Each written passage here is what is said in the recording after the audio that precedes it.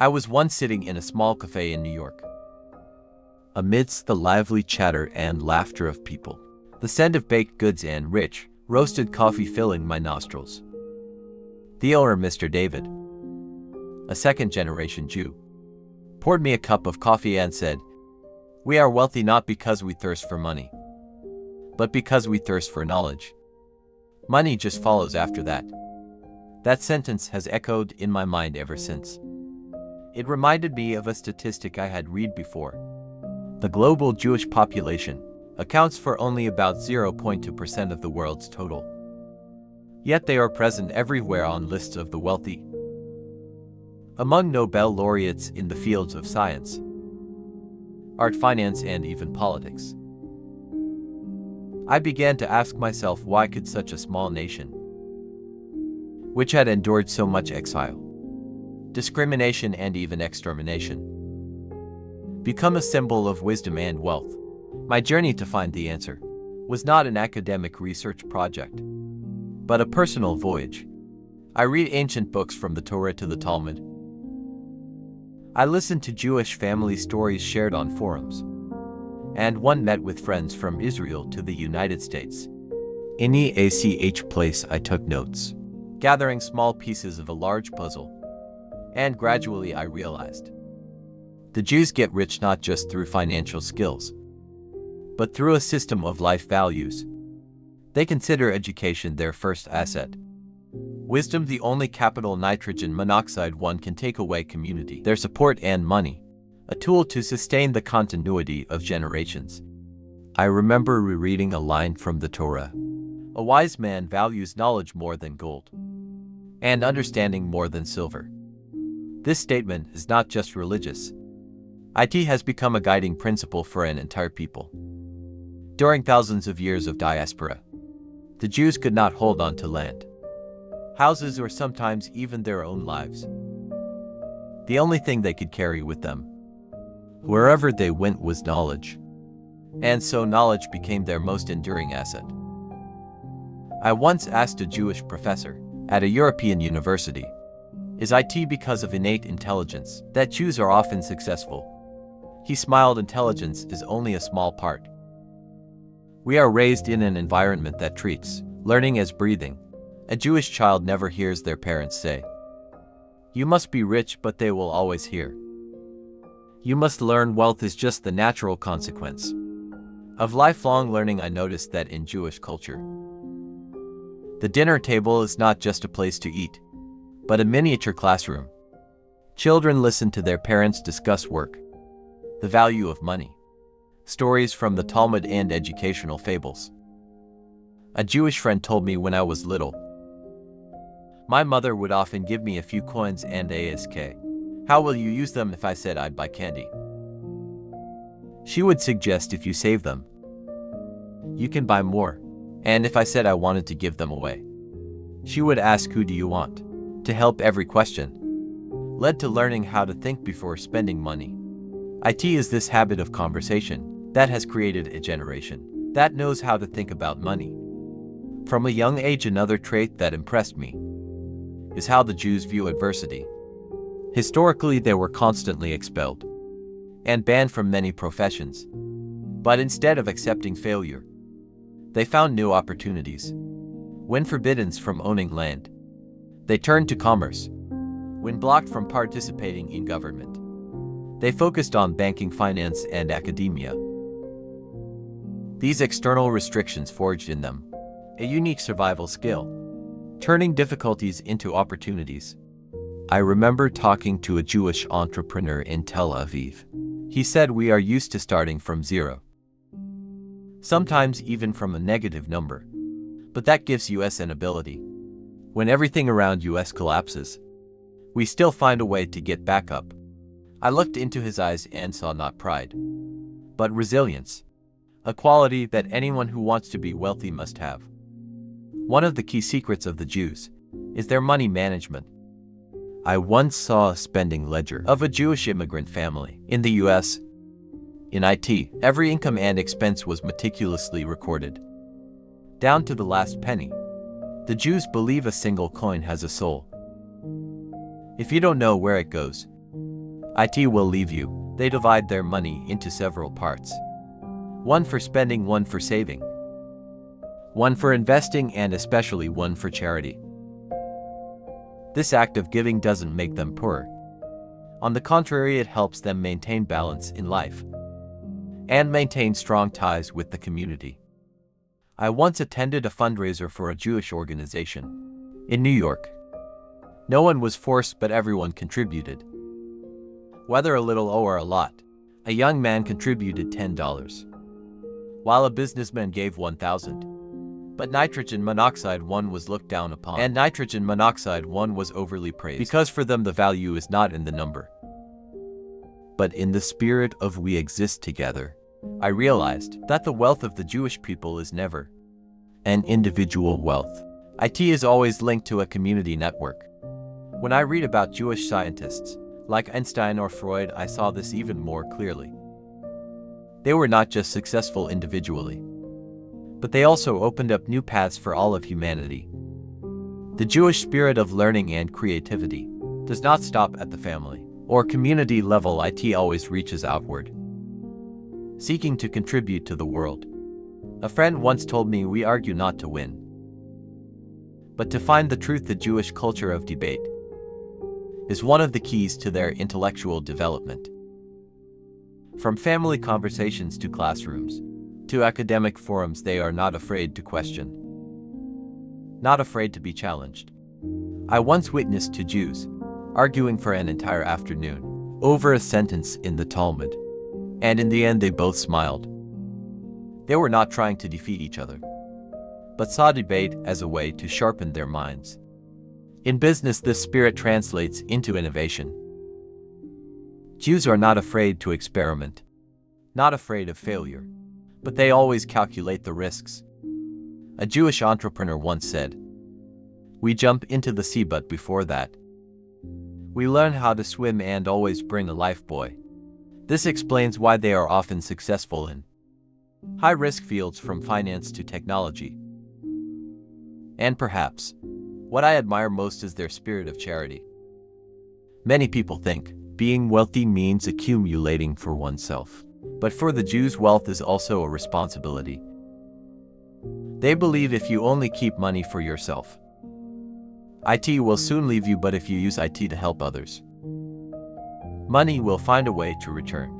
I have seen many Jewish families not only contribute to their own communities, but also help other communities. Wealth for them is a cycle. Learn, work, earn money, give back, and then learn again. I realized that the secret to Jewish wealth does not lie in a fixed formula. IT is a combination of many factors: knowledge, family, community, money management habits, resilience in the face of adversity, and a spirit of giving. But above all, IT is a mindset for living. They do not see wealth as the destination, but as a means to maintain wisdom and character. When I lived in Europe for a short time, I noticed an interesting characteristic. Shops run by Jews often had a modest, unpretentious exterior, but inside they operated with extreme precision. An old bookstore in Prague run by a Jewish family was almost always full of customers. The father sat at the counter, the mother arranged the books, and the son was in charge of home delivery. I asked them how they kept customers in such a competitive neighborhood, and the father smiled. "We don't sell books. We sell knowledge. Anyone who buys a book from this store feels like they've bought more than just pages of paper." That answer made me think for a long time. In fact, IT is also a business principle that Jews apply everywhere. Don't just sell a product, but sell the intangible value that comes with IT. A cup of coffee can be priced twice as high if you provide customers with a sense of comfort and trust. A book can become a treasure if you give them the feeling that they have just acquired more knowledge. In a small seminar in Tel Aviv, I heard a Jewish speaker say, "If you want to be rich, find a way to solve other people's problems. The more people's problems you solve, the richer you will become." That statement is simple, but contains a whole philosophy. The Jews do not see profit as the starting point, but as the result of service. That is also why they are often pioneers in life-changing fields, from banking and medicine to high-tech. Another thing I learned is that Jews view failure as a mandatory tuition fee. In startup forums, I have heard many Jewish entrepreneurs talk about their bankruptcies calmly. Even humorously, they do not hide failure, because failure is just a step on the path of learning. Once a Jewish investor said, "If an entrepreneur comes to me who has never failed, I would be worried, because he hasn't learned the most important lesson." I still remember a story told within the Jewish community. A young man opened a small shop and quickly went bankrupt. His friends mocked him, but his father just smiled and said, "Good. You have paid tuition for a course that Nitrogen Monoxide University teaches how to manage mistakes from that failure." The young man learned how to manage capital, how to choose partners, and eventually became a successful merchant. In my journey of understanding, I also realized a difference in how Jews perceive time. For them, time is a more precious asset than money. A Jewish entrepreneur once told me, "Lost money can be earned back, but an hour that passes is lost forever." So why use it for meaningless things? Jews often organize their work very tightly, know how to prioritize, and especially always set aside time for learning. They believe that investing in knowledge is the wisest use of time. I noticed a habit many Jews, no matter how busy, still spend at least an hour a day reading. Not just skimming the news, but reading deeply from classics and philosophy. To scientific research, a Jewish friend said, "If you want to know how rich a Jew is, don't look at his bank account. Look at his library." That saying made me laugh, but the more I thought about it, the more true it seemed. Another time, I was invited to a Sabbath dinner at a Jewish family's home in New Jersey. The meal was formal yet warm. The children sat next to the adults, not shunted off to a separate corner. Throughout the dinner, the father not only asked the children about school, but also encouraged them to ask questions. Why do we have to do this? What does money mean if you had $100? How would you use it? I was surprised to see 8 to 9-year-old children debating with their parents about how to spend, save, and even invest money. I understood that the wealth of the Jews begins from these very family moments. When children are trained in financial and critical thinking from a young age, they will carry that baggage with them for life. Another point I noticed, Jews have a strong belief in self-reliance. A Jewish child is encouraged to earn money from a very early age, even for small tasks. Selling lemonade, washing cars, tidying the garden, it doesn't matter. What matters is that they learn the feeling. Earning money is not a game, but the result of labor, and it is that feeling that creates an appreciation for every single coin. I once asked an elderly Jewish man, "What is the biggest secret to staying wealthy?" He answered concisely, "Don't let your money be lazy." That sentence haunted me. In their view, money must always be in motion, always invested, always seeking to generate profit. If you let money sit still, it will lose its value. That's why Jews are very good at investing. From real estate and stocks to new technologies, they don't keep money in a safe. They put their money to work for them. But it is also at this point that I realized the difference between Jews and many other communities. Jews do not invest by betting everything. They have a habit of diversifying risk, always having a life raft. If an investment fails, they still have a way to fall back. And that is a wisdom that anyone can learn. Observing the Jewish community, I saw that their wealth comes not only from individual enrichment, but also from the way they protect each other. A failed Jewish entrepreneur can receive support from the community to start over. A Jewish student studying abroad is often helped by the community network with housing, jobs, and even scholarships. IT is the spawn that creates a safety net that allows each individual to dare to take more risks. To be more creative, I witnessed a touching scene. During a small service at a synagogue, a man stood up and said that he had lost his job and was in difficulty. Immediately, someone offered him a job. Another contributed money to support him, and another promised to introduce him to acquaintances. It all happened naturally, without any pity, but as a part of community responsibility. I think this is a major reason why the Jews have been able to maintain their prosperity through many generations. And above all, what impressed me the most is the spirit of giving. The Jews believe that wealth is not for showing off, but to serve a greater purpose. For them, charity is not just a humanitarian act, but a part of their culture. They call it tzedakah, a concept that is not simply charity but social justice. When a wealthy Jew gives, they believe it is a way to balance the world, and also a way to keep wealth flowing through life.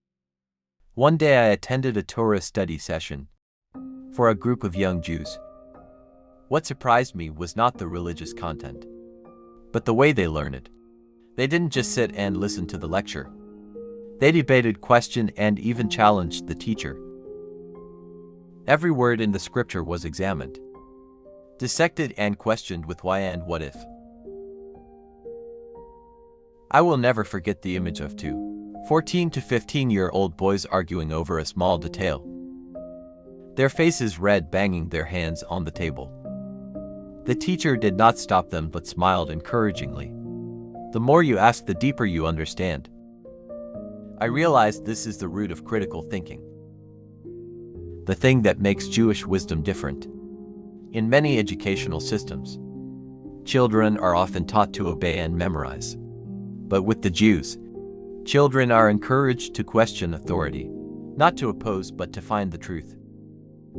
This makes each individual independent in thought, not bound by a rigid mold.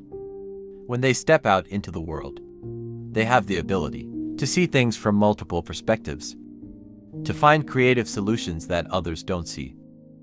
A Jewish professor once told me, if there were only one right answer, the world would not have changed.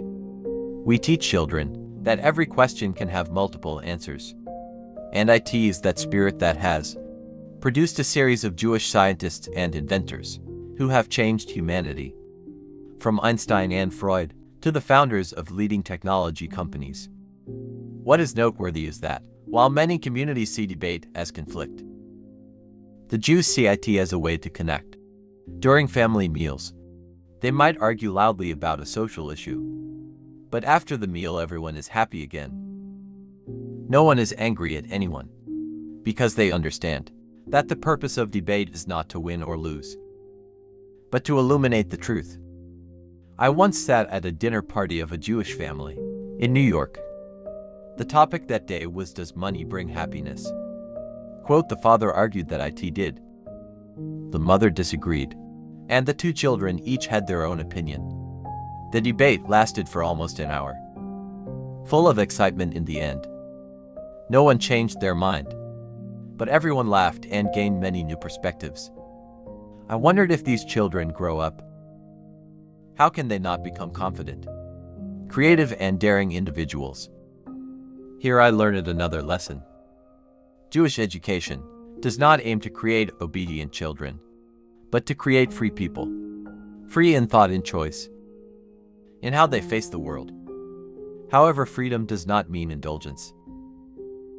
The Jews train their children with very strict discipline. Freedom goes hand in hand with responsibility. A boy can question his father, but he must also clear the table, do chores, and know how to earn his first dollar. That balance between freedom and responsibility makes them both creative and practical.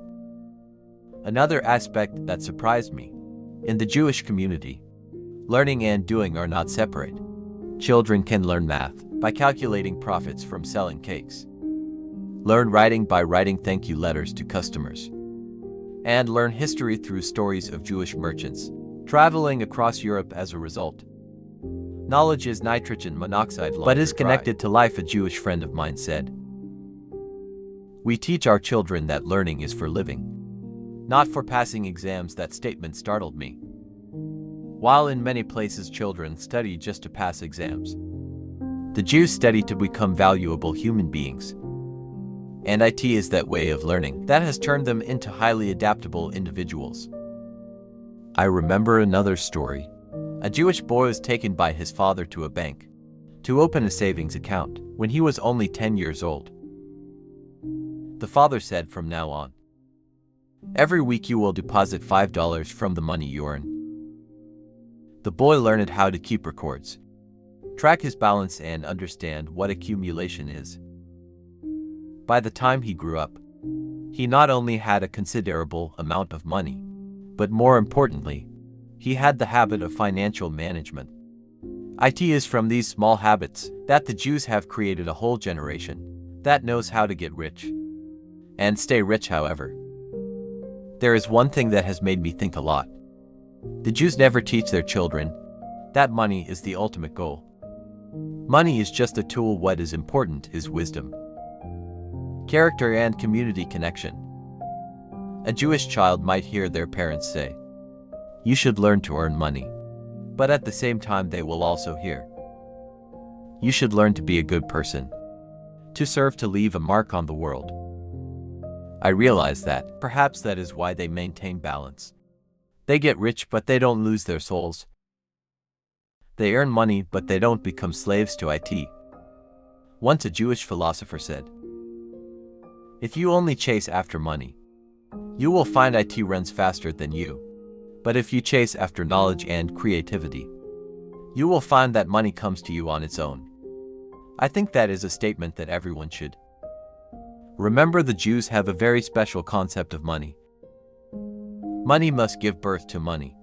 If you just hold money in your hand, IT will lose its value. IT will gradually disappear, like sand slipping through your fingers.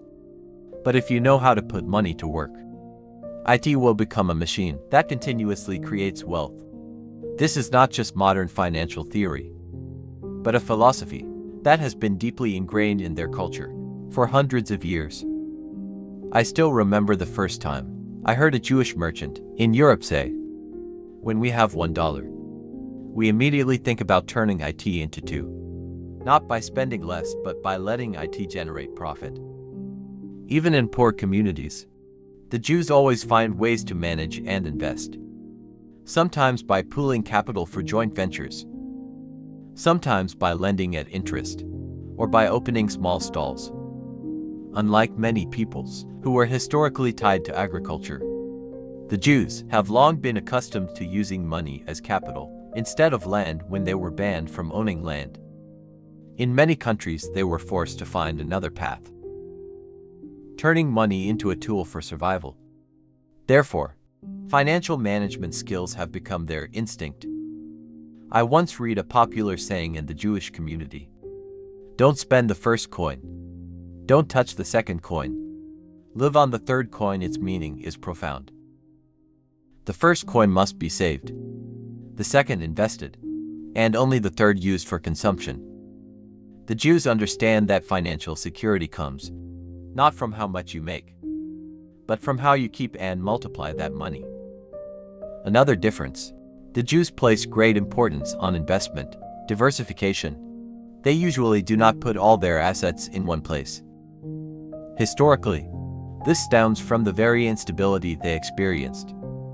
When there was a risk of being expelled or having property confiscated, diversifying risk became a matter of survival. Therefore, many Jewish families often invest in various fields: commerce, finance, real estate, and even art. That is why among the world's greatest art collectors, there are many Jews. Once, in a conversation with a Jewish entrepreneur in Tel Aviv, he said something I will never forget: "You invest not to get rich quick, but to stay rich forever." They are not swept up in the fever of getting rich overnight, not easily drawn into risky gambles. They know how to be patient, how to cultivate sustainability. IT is this attitude that helps them stand firm, even during global economic crisis. I have studied the financial habits of many Jewish families in the US. Even those with high incomes still maintain a simple and frugal lifestyle. They do not show off luxury cars or lavish mansions. They prioritize their children's education, long-term investments, and charitable activities. A saying from the Talmud can summarize this. A rich person is not one who has many possessions, but one who knows how to use possessions in the right place. When observing how they teach their children about money, I see a clear difference in many places. Parents often hide financial matters from their children, thinking they are too young to know. But with the Jews, children are exposed very early. A 10-year-old may already know how to create a budget, how to calculate profits and losses from a small amount of money given to them. They learn to respect money, not to chase it blindly. I remember a story. A Jewish boy was given $50 by his parents and was told, "Make this amount grow within a month." He bought candy, divided it into small bags, and sold it to his friends. After a month, he had earned $80. His parents not only praised him, but also asked, "What will you do next with these $80? That question opened up a chain of thought for him about reinvesting, saving, and even giving. He not only learned how to make money, but also how to manage and grow it. In the Jewish community, there is a strong tradition of charity called tzedakah. What is special here is that charity is not a voluntary, whimsical act but a moral obligation. The Jews believe that wealth is only truly meaningful when it is shared. Therefore, in every amount of money they earn, there is always a portion set aside for the poor, for the community, for scholarship funds or hospitals. I once attended a fundraising event for the Jewish community in New Jersey. What surprised me was not the amount of money they contributed, but the spirit of volunteerism. No one was forced, but everyone wanted to contribute. The rich gave a lot, the poor gave a little. But everyone gave. They believe that your money doesn't truly belong to you until you know how to use it to help others. Looking at the bigger picture, I see that it is this philosophy that has created sustainability in their wealth. Money does not just flow into individual pockets, but returns to nourish the community. A strong community, in turn, continues to support each individual. This is a positive cycle, and one of the biggest secrets behind the prosperity of the Jewish people. Also because they see money as a tool, not a goal. The Jews often have a very long-term vision. They think about their children and grandchildren, not just the present. A wealthy Jew may not leave all their assets to their children, but they will leave a foundation, knowledge, a network of relationships and life values. They understand that money can be lost, but if their children know how to create wealth, they will always be able to stand on their own feet. If I had to choose the most special asset of the Jewish people, I believe it would not be gold or silver, not real estate, but knowledge itself. They have shown the world that when everything can be taken away, land, homes, citizenship, the only thing that remains, and that nitrogen monoxide one is the knowledge in your head. For thousands of years, the Jews have considered learning not just a duty, but a part of their very nature. A Jewish child, even if born into poverty, is taught that education is the only way to rise up in the community. The scholar, the teacher, is always respected more than the wealthy. This is a special point because in many other places, the rich often hold the most power. I remember once a Jewish scholar in Jerusalem said, "They can take everything from me, but nitrogen monoxide one can take away the book I have read." That statement sounds simple, but it contains a philosophy of survival. That is why the Jews invest so much in education. They consider books more precious than gold and silver. Historically, thanks to their emphasis on knowledge, the Jews have become masters in fields that require abstract and creative thinking. From science and medicine to finance and philosophy. Just look at the list of Nobel Prize winners. Jews make up less than 0.2% of the world's population. Yet they account for over 20% of the laureates. This is not a coincidence, but the result of a long-standing tradition. Knowledge is the greatest asset. The Jews have a proverb. When you teach someone something, you have doubled your own asset. That is why they do not keep knowledge to themselves, but pass it down through generations. From parents to children, from teacher to student. From one community to another. Shared knowledge does not impoverish, but enriches. What surprised me is that they don't just learn in schools, but everywhere in cafes. They discuss new books at the dinner table. They analyze business ideas. In synagogues, they discuss moral philosophy. Their living spaces are always filled with conversations that are about learning. It is this habit that has turned knowledge into a part of daily life. Not just something found in books. But the most important thing is, the Jews know how to turn knowledge into money. Many other communities also value education, but they stop at degrees. The Jews are different. They learn to apply, to turn ideas into products, to turn knowledge into practical solutions. I once met a Jewish engineer working in the high-tech industry. He told me that in their culture, people are always encouraged to ask, can this idea become a business? What problem in society can this knowledge solve?